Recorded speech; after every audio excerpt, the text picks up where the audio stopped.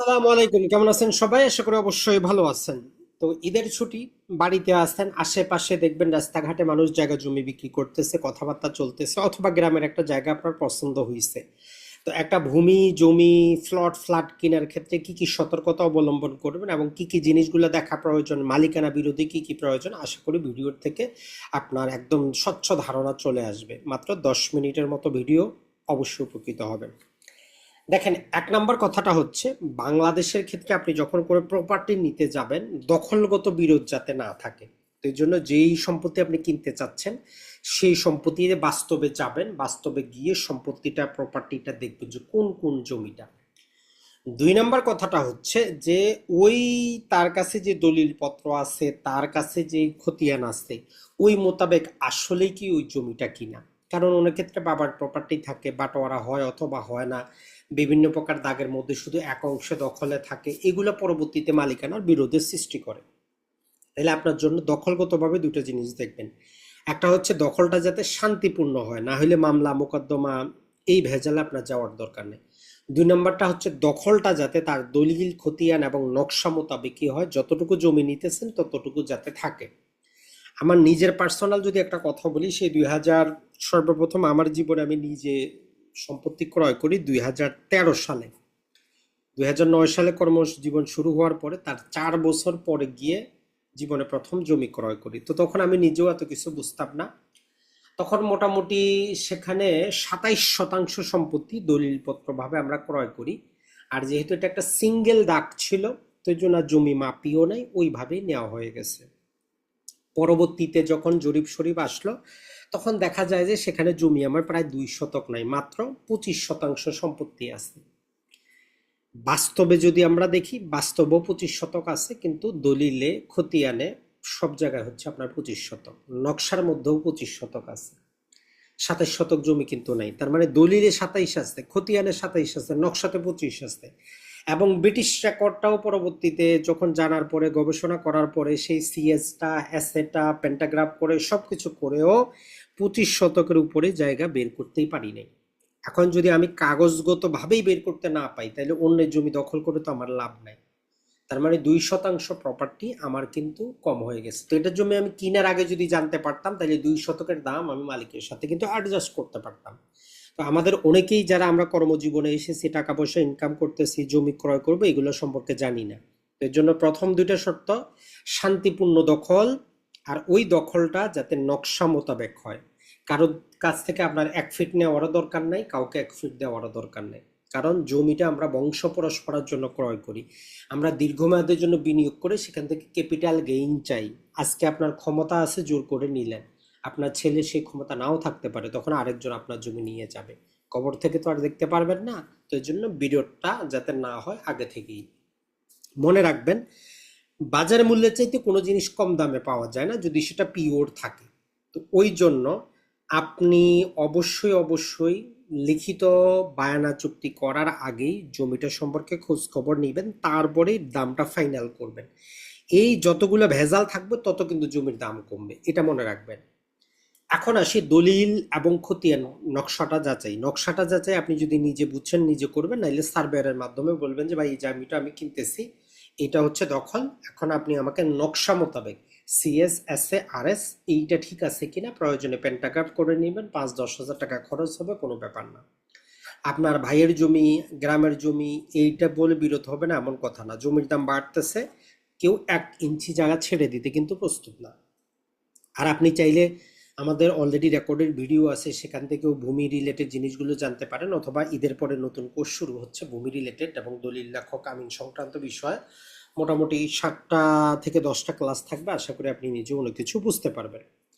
দলিলটা, দলিলটার মধ্যে দেখবেন যে গত 100 বছর আগে এই সম্পত্তির মালিক যিনি ছিলেন, ওনার কাছ থেকে ধারাবাহিকভাবে সম্পত্তিটা এসেছে কিনা, আর সেই মোতাবেক ওনার খতিয়ানগুলো সৃষ্টি হয়েছে কিনা। কারণ ব্যাংকে যদি আপনি লোন দিতে চান, দলিলগতভাবে খতিয়ানগতভাবে ক্লিয়ার না থাকলে লোন দিবে না। এটা ছাড়া বিভিন্ন সুযোগ সন্ধানী লোক আসে, বলবে যে আমার মায়ের জমি, বাবার জমি, আমিও দাবি করব। তো এই জন্য আপনি দরদাম করার আগে দলিলগতভাবে যদি ঠিক থাকে, খতিয়ানগতভাবে যদি ঠিক থাকে, এটা যাচাই করে নেবেন।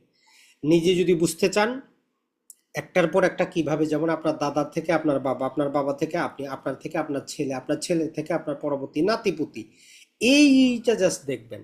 অথবা কাউকে দিয়ে যাচাই করলে তারে বলবেন যে ভাই গত 100 বছরে জমিটার ধারাবাহিক মালিকানা আমাকে দেখান।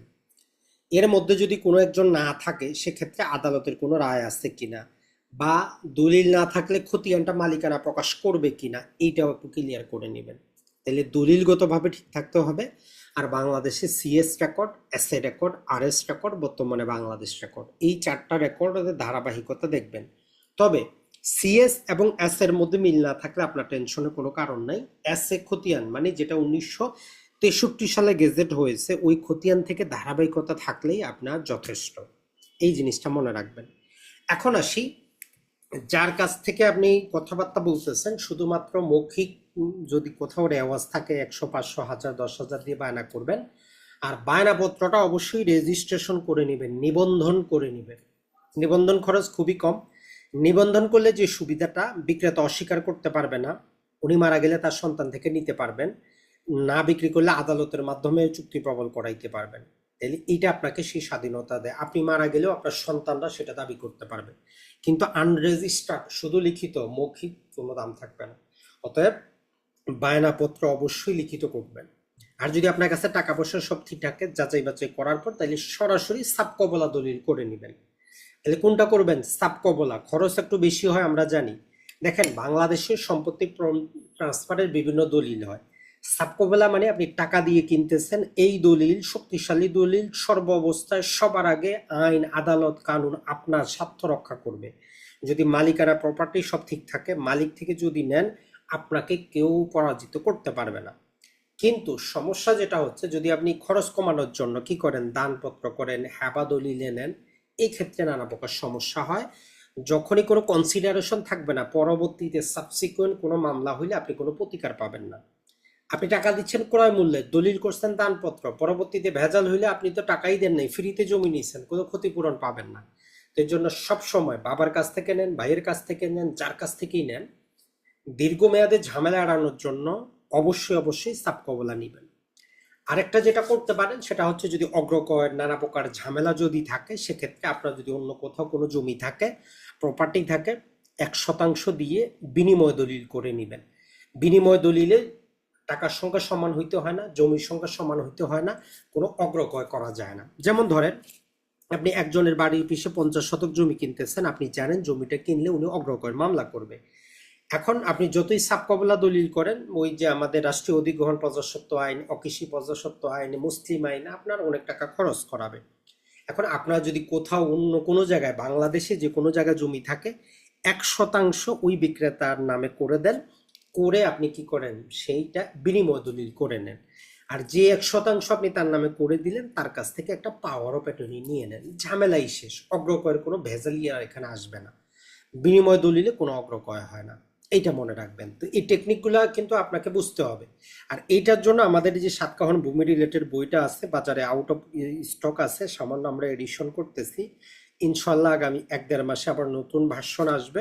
আর পাশাপাশি আমাদের বিনিয়োগের সাতকাহন, বিশেষত প্রপার্টি, রিয়েল এস্টেট, এটা ছাড়া শেয়ার বাজার, আরও যে সমস্ত বিনিয়োগ আছে, এগুলোর মাধ্যমে আমরা কিভাবে আর্থিক স্বাধীনতা অর্জন করব, এই রিলেটেড বিনিয়োগের সাতকাহন আমাদের পৃথকভাবে আসবে।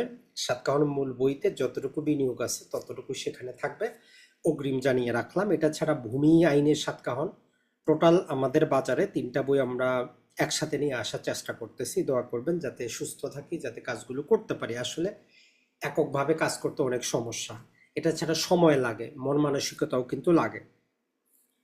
তাহলে আমরা যেটা বলতেছিলাম, আপনি প্রপার্টি দেখে শুনে জিনে নিয়ে বায়না দলিল পত্র করে, তারপরে আপনি কি করবেন, সাবকবলা দলিল করবেন। দানপত্র করার দরকার নেই, হেবা করার দরকার নেই। আর বিনিময় দলিল নেবেন অগ্রকয়ের ধারণাটা যদি আপনার থাকে। হেবাতে নিলে যদি অন্য ভাই বোন থাকে, দেখা যায় যে তারা পরবর্তীতে নানা প্রকার বিরোধ ঘটায়। তো এই জন্য আপনি একদম ক্রিস্টাল ক্লিয়ার থাকতে গেলে সাবকবলা দলিলেই নেবেন। আর বাংলাদেশে এখনো দলিল রেজিস্ট্রেশনের খরচটা অনেক বেশি। অনলাইন ভিত্তিক দলিল এখনো হয় নাই, আগে 2023 সাল পর্যন্ত হইতে পারে, তখন হয়তো আমরা মালিকানার বিরোধগুলা কম দেখব। তো আজকে এই পর্যন্তই। ভালো থাকবেন, সুস্থ থাকবেন। যদি এই রিলেটেড আরো ভিডিও চান, কমেন্ট সেকশনে জানাবেন, আমরা কমেন্ট করার কমেন্টের উত্তর দেওয়ার চেষ্টা করব, এবং যদি কোনো জানার থাকে হোয়াটসঅ্যাপে মেসেজ দিবেন। আসসালামু আলাইকুম।